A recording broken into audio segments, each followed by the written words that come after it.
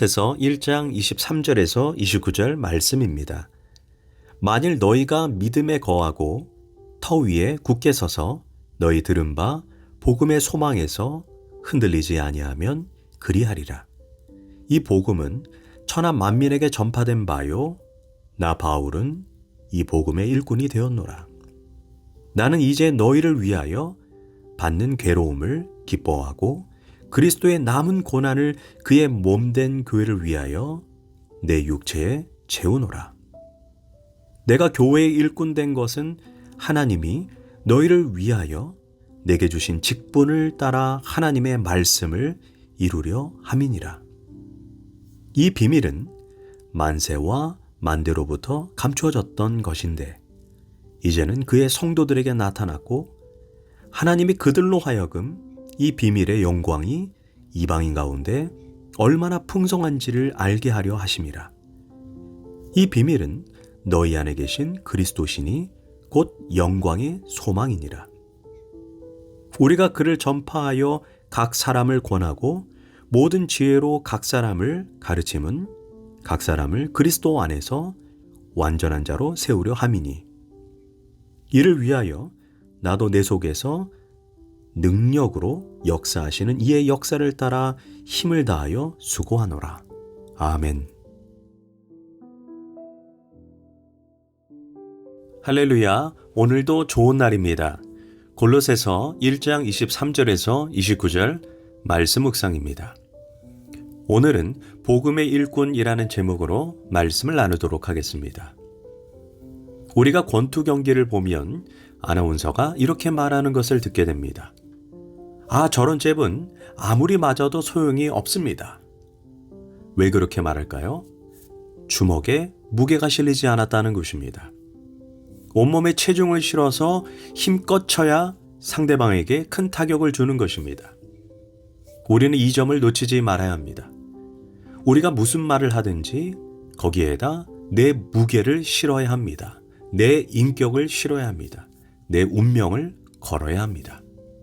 그런 말이야 효력이 있고 능력이 있고 감동이 있는 것입니다. 글쎄 그럴지도 모르지. 아마 그럴 거야. 이런 추상적인 소리, 흐릿한 소리를 가지고는 절대로 안 됩니다. 우리는 복음을 전할 때 이것이 진리입니다. 나는 이 진리를 위해 목숨을 건 사람이다. 이래야 능력이 나타나는 것입니다. 바울은 23절에서 이 복음은 천하 만민에게 전파된 바요 나 바울은 이 복음의 일꾼이 되었노라. 바울은 복음을 말할 때 또한 자신의 사명을 말할 때 조금의 흔들림 없이 자기 운명, 자기 인격을 걸고 확신합니다. 그는 자신이 복음의 일꾼이며 복음을 위해서 내가 쓰임받고 있다는 확신과 긍지입니다. 그런데 중요한 것은 복음이 복음되게 하려면 반드시 전파하는 자가 있어야 합니다. 로마서 10장 14절에서 듣지도 못한 이를 어찌 믿으리요? 전파하는 자가 없이 어찌 들으리요? 전하는 자가 없으면 듣지 못하고 구원도 받지 못한다는 것입니다. 즉, 이 귀중한 복음이 복음되기 위해 누군가가 복음을 들려주어야 합니다. 또한 복음이 전달될 때 복음이 전하는 사람의 인격과 함께 전달된다는 사실을 잊지 말아야 합니다. 내가 누구 보고 예수 믿으세요 라고 할 때 예 믿지요. 당신 보아서 믿어야죠. 이렇게 따라 나와야지 그게 아니라 당신이나 제대로 믿고 올바르게 사시오. 이렇게 나오면 안 되는 것입니다.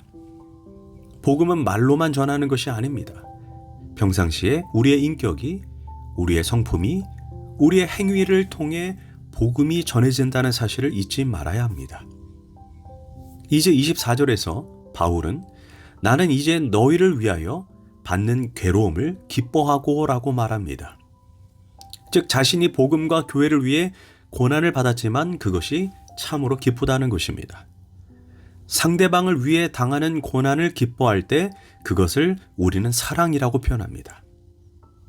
우리가 자녀들을 키우느라 수고합니다. 진자리 마른 자리 갈아내고 젖 먹이고 수고하고 시간을 바치고 정성을 바칩니다. 그런데 수고를 많이 하면서도 짜증을 내는 사람이 있습니다. 문제는 그렇게 키운 자식은 나중에 부모를 배신합니다. 왜 그렇습니까? 사랑을 못 느낀 탓입니다. 그러면 무엇의 사랑을 느낄까요? 내가 너희를 위해 수고하는 것이 곧 나의 행복이다.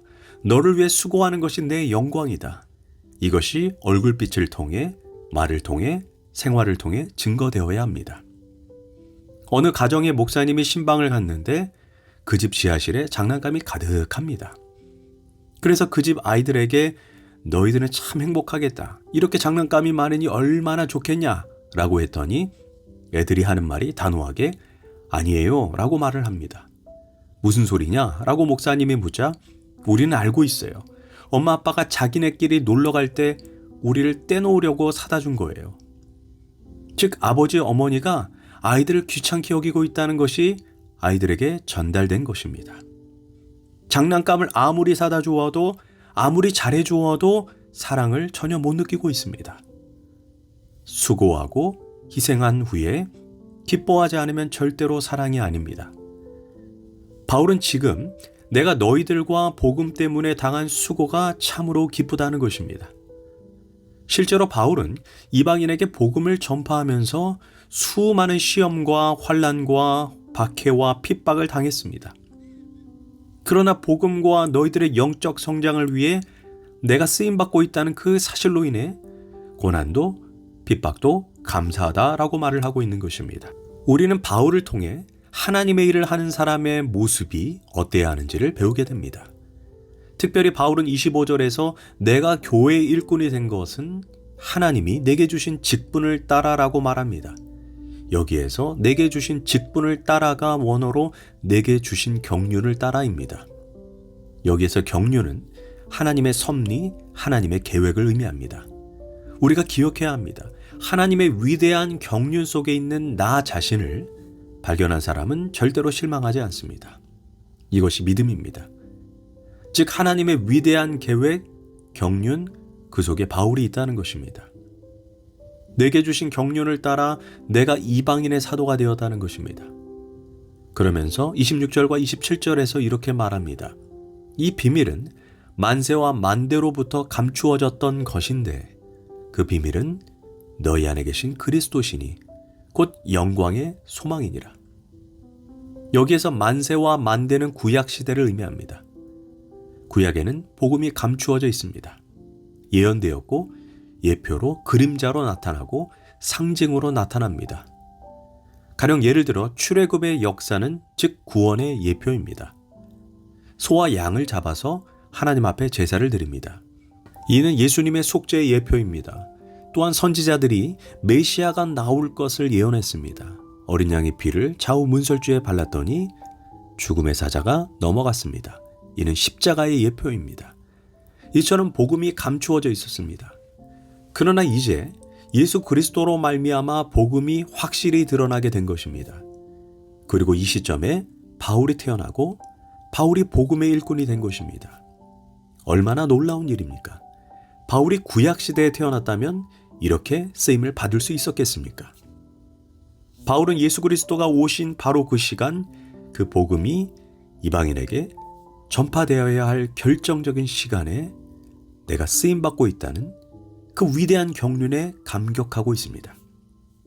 우리도 하나님의 위대한 경륜과 계획 가운데 나의 사명을 볼 수 있어야 하고 내가 지금 쓰임받고 있다는 것에 감격해야 합니다. 마지막으로 바울은 복음 전파의 3단계를 말씀합니다. 28절입니다. 우리가 그를 전파하여 각 사람을 권하고 모든 지혜로 각 사람을 가르침은 각 사람을 그리스도 안에서 완전한 자로 세우려 함이니. 여기에서 복음을 전파하고 그리고 가르치고 완전한 자로 세우려 한다고 얘기하고 있습니다. 바울은 이방인들에게 예수 그리스도를 전파했고 그래서 교회가 세워졌습니다. 그러나 세워진 것으로 끝나지 않았습니다. 그는 각 교회마다 로마서, 고린도서, 갈라디아서, 골로새서 등등 각 교회가 처한 상황에 따라 그들의 믿음을 굳건하게 하려고 서신서를 통해 복음을 가르쳤습니다. 그 이유는 그들을 완전한 자로 세우려 함이라 라고 말씀하고 있습니다. 이는 매우 신학적으로 중요한 문제입니다.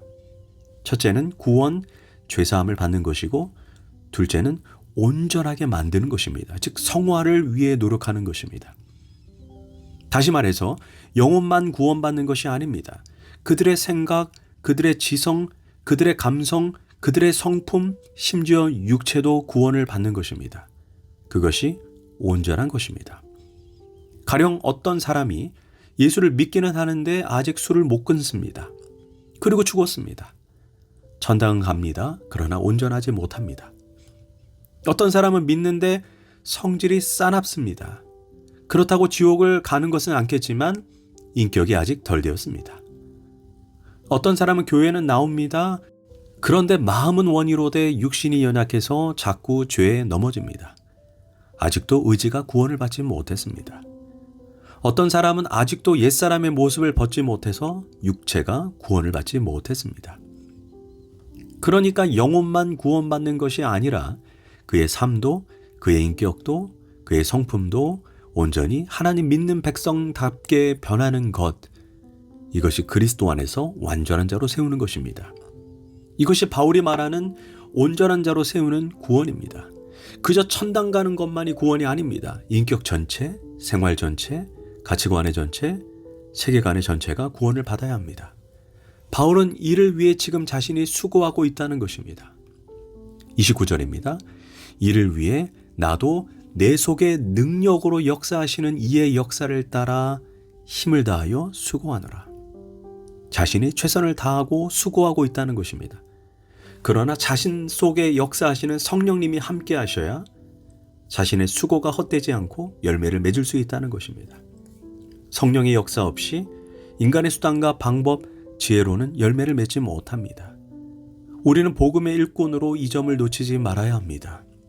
기도하겠습니다. 하나님, 우리가 복음의 일꾼이 되게 하소서. 입으로만이 아닌 인격과 삶으로 성령의 능력으로 그 사명을 잘 감당하게 하소서. 예수님의 이름으로 기도합니다. 아멘.